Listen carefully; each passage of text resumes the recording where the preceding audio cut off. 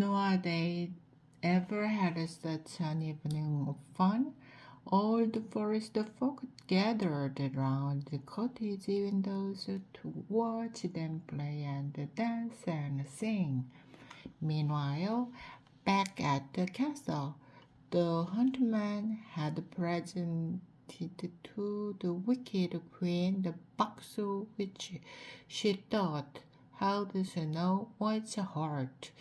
Aha, she gloated at last, and down the castle corridor she hurried straight to her magic mirror. Now, magic mirror on the wall, who is the fairest one of all? She asked her, but the honest mirror replied, with the seven dwarfs will spend the night, the fairest in the land, Snow White. Then the queen realized that the huntsman had tricked her. She flung the jeweled box at the mirror, shattering the glass into 1,000 pieces. Then, shaking with wrath, the queen hurried down to the dark cave below the palace where she worked her black magic. First, she disguised herself as a toothless old woman dressed in tattered rag. Then she searched her books of magic spells for a horrid spell to work on Snow White. What shall it be? She muttered to herself. The poisoned apple, the sleeping death, perfect. In a great kettle, she stirred up a poison brew. Then she dipped an apple into it. 1, 2, 3, and the apple came out a beautiful rosy red, the most tempting apple you could hope to see. Cackling with wicked pleasure, the queen dropped her poisoned apple into a basket of fruit and started on her journey to the home of the seven dwarfs. She felt certain that her plan would succeed, for the magic spell of the sleeping death could be broken only by love's first kiss, and the queen was certain no lover would find Snow White asleep in that great forest. It was morning when the queen reached the great forest close to the dwarf's cottage. From her hid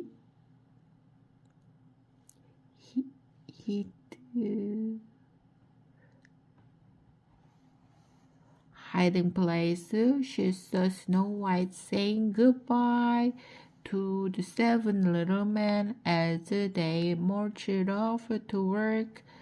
The seven little men, as they marched off to work,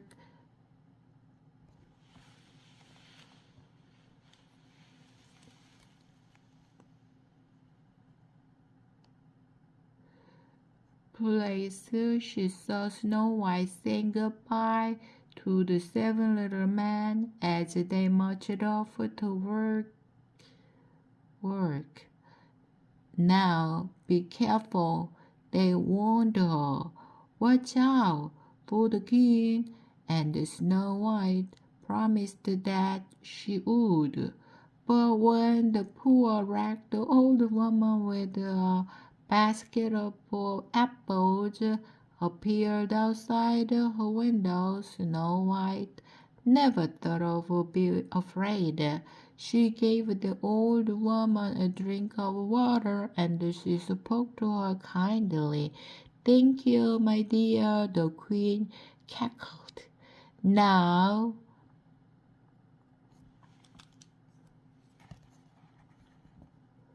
in return, won't you have one of my beautiful apples?" And she held out Snow White the poisoned fruit.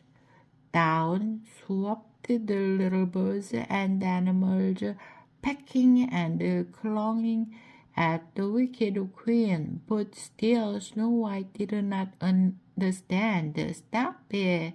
she cried.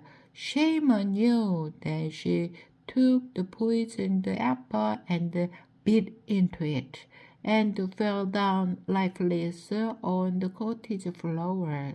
Away went the frantic birds and the animals into the woods to warn the seven dwarfs.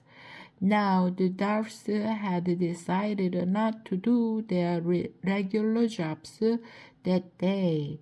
They were hard at work making a gift for Snow White to tell her of their love. They looked up in surprise as the birds and animals crowded around them. At first they did not understand. Then they realized that Snow White must be in danger. "The queen!" they cried, and they ran for home. They were too late. They came racing into the clearing just in time to see the queen slide away into the shadows. They chased her through the gloomy woods until she plunged into a bottomless gulf and disappeared forever.